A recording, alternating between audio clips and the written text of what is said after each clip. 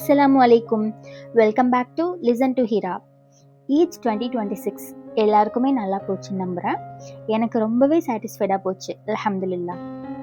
இந்த ஈத்க்கு previous day நான் என்னெல்லாம் ப்ரிப்பரேஷன்ஸ் பண்ணேன், எப்படி ரெடி ஆனேன், அதெல்லாம் தான் இந்த vlogல பார்க்க போகிறோம்.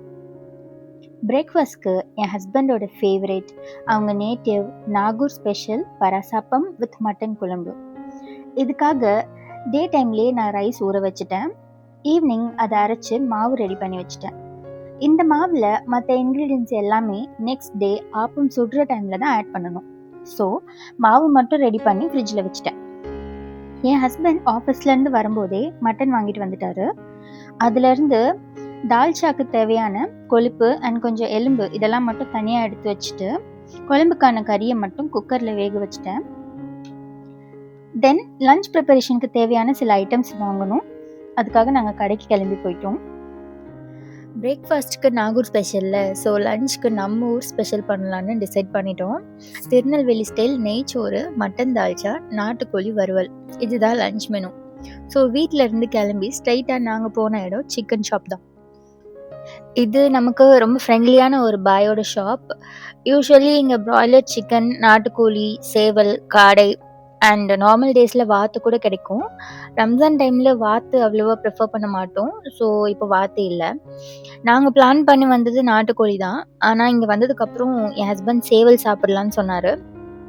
ரொம்ப நாளாக அவருக்கும் சேவல் சாப்பிட்ணுன்னு ஆசை. ஸோ நாங்கள் நாட்டு சேவல் எடுத்தோம். வீட்டில் வச்சு வளர்த்தது சண்டை சேவல்னு சொன்னாங்க.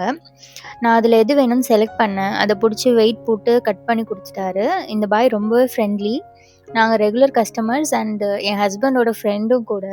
ஸோ கொஞ்சம் ஜாலி டாக்ஸ், கொஞ்சம் டிஸ்கவுண்ட்டும் கிடைக்கும். இந்த ஷாப்பில் மீட் குவாலிட்டி ரொம்பவே நல்லாயிருக்கும். லொக்கேஷன் டீட்டெயில்ஸ் டிஸ்கிரிப்ஷனில் ஷேர் பண்ணியிருக்கேன். சோழிங்கநல்லூர் சரௌண்டிங்கில் இருந்தீங்கன்னா இந்த ஷாப்பை கண்டிப்பாக விசிட் பண்ணுங்கள். சேவல் கறி வாங்கிட்டு அப்புறம் அரிசி, வெஜிடபிள் எல்லாமே வாங்கிட்டு வீட்டுக்கு வந்து எல்லாத்தையும் சார்ட் பண்ணி வச்சுட்டேன்.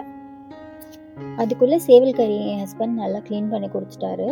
அதுக்கப்புறம் மட்டன் குழம்புக்கு தேவையான வெஜிடபிள்ஸும் கட் பண்ணி கொடுத்துட்டாரு. யூஸ்வலி எனக்கு மீட் க்ளீனிங் அண்ட் வெஜிடபிள் கட்டிங்கில் ரொம்ப டைம் கன்சியூம் ஆகும். அவர் குயிக்காக பண்ணிடுவார். ஸோ அவர் பண்ணி கொடுத்துட்றதுனால எனக்கு ரொம்ப ஹெல்ப்ஃபுல்லாக இருக்கும். குக்கிங்கும் நான் ஈஸியாக முடிக்கிற மாதிரி இருக்கும். மட்டனும் வெந்துருச்சு. என் ஹஸ்பண்ட் வெஜிடபிள் கட் பண்ணி கொடுத்துட்டாரு. ஸோ மட்டன் குழம்புக்கு தேவையான எல்லா ஒர்க்குமே நான் முடிச்சிட்டேன். தேங்காய் மட்டும் அரைச்சி ஊற்றல. கோழியும் க்ளீன் பண்ணி கொடுத்ததுக்கப்புறம் அதையும் குக்கரில் போட்டு வேக வச்சுட்டு நாங்கள் கடைக்கு போய் டீ குடிக்க போயிட்டோம். அப்படியே கொஞ்சம் ரவுண்ட் அடிச்சுட்டு நாங்கள் வீடு வந்து சேர்கிறதுக்குள்ளேயே ஏர்லி மார்னிங் ஆகிடுச்சு. எங்கள் ஏரியாவில் ஃபஸ்ட்டு ஈத தொழுகையோட டைம் வந்து 6:30. ஸோ நாங்கள் அதில் கலந்துக்கிறோன்றதுனால இதுக்கு மேலே தூங்கினாலும் வேலைக்கு ஆகாதுன்ட்டு அப்படியே முழிச்சிட்டே இருந்தோம். கொஞ்ச நேரம் கழித்து தால்ச்சாக்கு தேவையான பருப்பை ஊற போட்டுட்டு நான் குளிக்க போயிட்டேன். குளிச்சுட்டு வந்து பார்க்குறதுக்குள்ளே பருப்பு நல்லா ஊறி இருந்துச்சு. அந்த பருப்பு குக்கரில் ட்ரான்ஸ்ஃபர் பண்ணிவிட்டு எடுத்து வச்சுருந்த மட்டன் கொழுப்பையும் எலும்பையும் அதில் சேர்த்து வேக வச்சுட்டு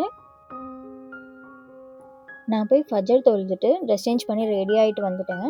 பருப்பு நல்லா வெந்திருந்துச்சு. ஸ்டவ் ஆஃப் பண்ணிவிட்டு நாங்கள் தொழுகைக்கு கிளம்பி போயிட்டோம். ப்ரிப்பரேஷன்ஸ்லாம் சூப்பர் தான். ஆனால் அவுட்புட் என்னாச்சு அதை நெக்ஸ்ட் வீடியோவில் சொல்கிறேன். Until then, stay tuned to listen to Hira.